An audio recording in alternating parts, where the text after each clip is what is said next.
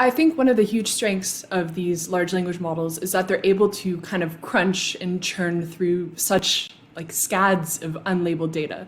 So normally, like in the past with AI, you always needed like your thing and a label. So that required humans to kind of go through and label them. But these large language models, you chuck in the internet and you get out of it a blurry picture that is basically taken of hundreds of billions of words. And it honestly just seems to do well. I think a lot of people are still kind of baffled why it's doing so well at so many tasks. Like it generates convincing text. It's very good at pattern matching. Style transfer is one of the other things.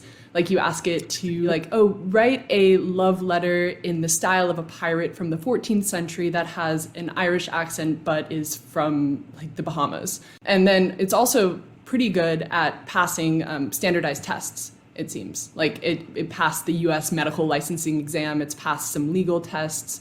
Basically very good at kind of text things. In terms of weaknesses, I think one of them is the lack of transparency. Like it's kind of a black box. You can have access to kind of what's going inside, the attention weights, what those values are, but they don't mean a lot to us. There's over 100 billion of these weights, and that's very, very complex and hard for us to understand in what they're doing. And so, I think the main weakness is that it's such a complex system and we don't really understand it fully. So if the accuracy matters, then these systems are, maybe not so great. The reliability of the models need to be improved, I think, before they start automating huge amounts of processes in businesses.